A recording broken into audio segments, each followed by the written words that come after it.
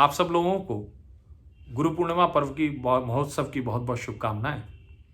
अक्सर करके हम लोग एक बात देखते हैं और वो बात ये है कि आषाढ़ मास की पूर्णिमा से जब हमारे श्रावण मास प्रारंभ हो रहा होता है तो आषाढ़ मास पूर्णिमा पर ही गुरु पूर्णिमा पर्व मनाया जाता है।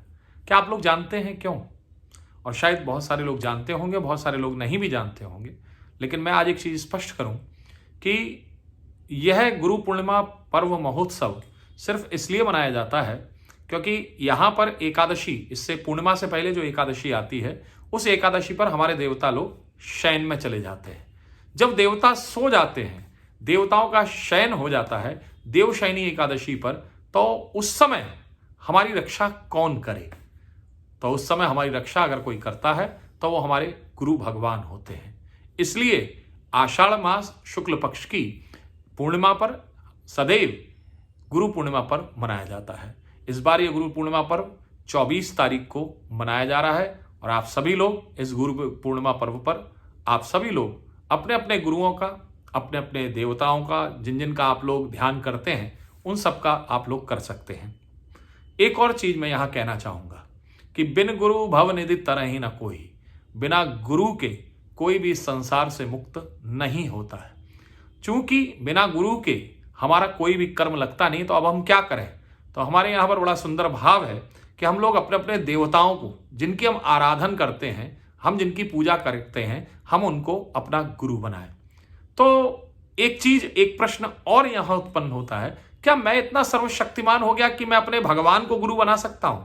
तो यहां पर बड़ा सुंदर सा हमको गुरु गीता के अंतर्गत में प्राप्त होता है कि हम गुरु को ढूंढे नहीं, हम बल्कि गुरु को ढूंढने की बजाय हम गुरु को ढूंढने में जितनी अपनी शक्ति का प्रयोग कर रहे हैं उतनी शक्ति का प्रयोग हम अपने अंदर शिष्य के भाव को लाने का प्रयास करें, अर्थात हम शिष्य बने। जब हम अपने अंदर शिष्य का भाव लाने का प्रयास करेंगे तो निश्चित मानिए कि जब वह गुरु हमारा हमको देखेगा तो वह कहीं ना कहीं हमको अपने आप दीक्षा देने के लिए उपस्थित होगा। अर्थात कहने का आश्रय मेरा यह है कि आप लोग गुरु दीक्षा को अगर प्राप्त करना चाहते हैं तो गुरु को ढूंढिए मत, क्योंकि जब हम गुरु को ढूंढने में, कई बार हम, मेरे पास में लोग आते हैं, कहते हैं कि महाराज जी हमें आप अपना शिष्य बना लीजिए। तो क्या आप लोग इतने परिपक्व हो गए? क्या व्यक्ति इतना परिपक्व हो जाता है कि वह गुरु का चयन कर लेता है? और अगर उसने अपने गुरु का चयन कर लिया तो फिर उसे गुरु बनाने की क्या आवश्यकता है?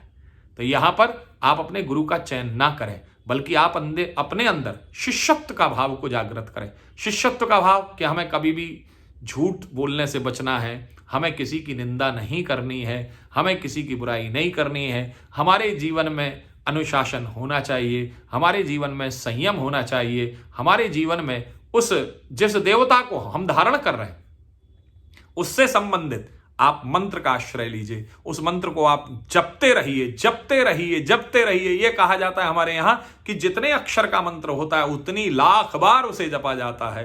पंचाक्षर मंत्र बड़ा सुंदर है। अक्सर करके लोग उसमें ओम लगा देते हैं। चूंकि हम शैव संप्रदाय से हैं, शैव प्रधान हमारा देवत्व, हमारा देवता जो कुछ भी है हो वह जो है भगवान शिव हैं, तो उनके लिए बड़ा सुंदर एक मंत्र है पंचाक्षर मंत्र।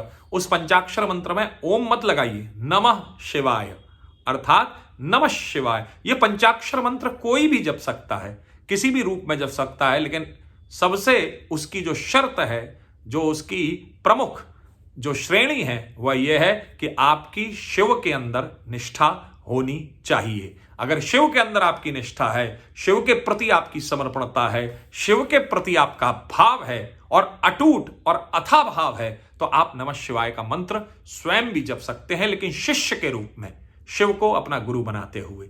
और देखिएगा जब आप उस जप की पराकाष्ठा को पार कर लेंगे तो स्वयं कहीं ना किसी ना किसी रूप में भगवान शिव अपना गुरु के स्वरूप में सानिध्य देने के लिए आपके सामने उपस्थित हो जाएंगे। तो यह गुरु पूर्णिमा पर्व जुलाई 24 तारीख को मनाया जा रहा है। सभी लोग बड़े प्रेम भाव से अपने अपने गुरुओं को नमन, प्रणाम, वंदन, समर्पणता और उनके प्रति निष्ठा का भाव अवश्य रखें। ओम नमो नारायण।